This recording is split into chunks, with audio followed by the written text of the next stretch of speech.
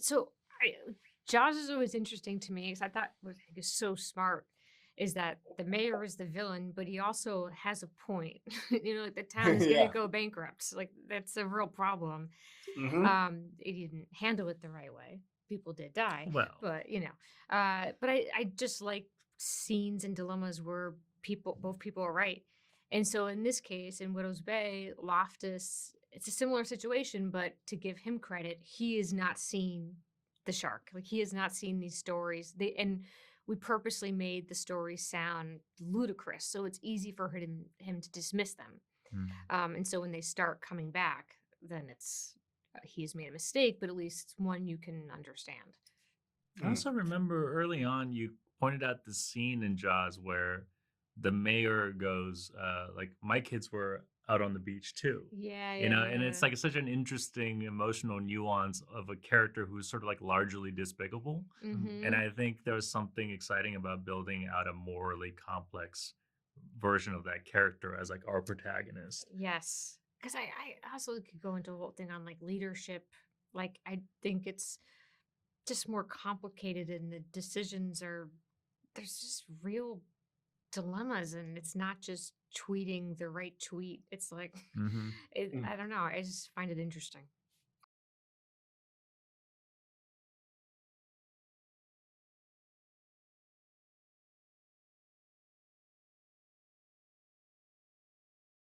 Well, in terms of like,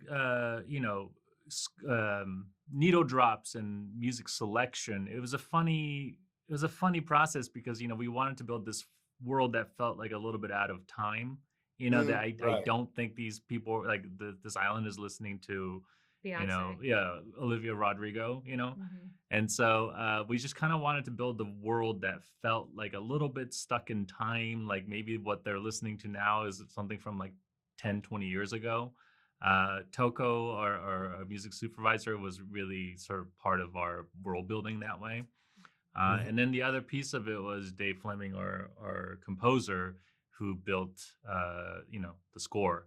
And he's just kind of brought his own sort of language to it. He kind of, he had a really difficult task of trying to service, our episodes are pretty varied, in tone, but he had to find a base language that could kind of capture all of it. And I think he killed it. He also found a way of making the music service both.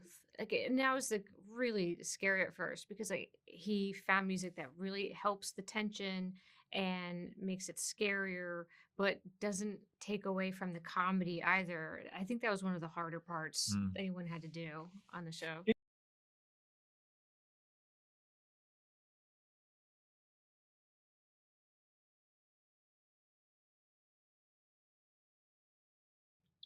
I mean, they're all incredible actors first and foremost, and then it's such a they're all rare finds because they're amazing actors that are all naturally very funny and have great comedic timing. So that was the real bullseye for each that was the target for each one of them. And so it was like a long process because there's a lot of people that are really funny that I'm like, oh, we're like, this is the funniest person. But then we couldn't buy them living on this island.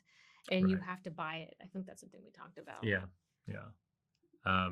But yeah, it was a slow process. We just kind of built piece by piece. And when we met Matthew, we'd only known him from The Americans, really, and Perry Mason, where he plays like a really stoic kind of like, keeps everything close to the chest.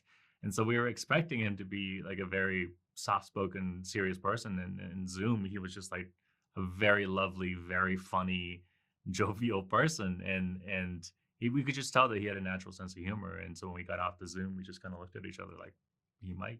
Great. Yeah. Yeah. Well, it really works as a comedy horror. So they told me to wrap it up. I had a good time talking to you, Katie and Hiro-san. Thank you so much for your time. Thank you. Thank you. Have a great day. Nice to meet you. I'm Tom Loftus. Oh, Or Tom. nice to meet you, Arthur. You want to grab some coffee? No, I'm good. Jerry was just taking me through some of your history. Oh, that's great. Yes, well, remarkable story. I was talking to the guy on the ferry, and he said something odd. What was that? He said bad things happen here. There is something about these seafaring towns. The superstitions, their tall tales. I find it charming myself. What town doesn't have a checkered past? Was there cannibalism? No. I don't think that's right.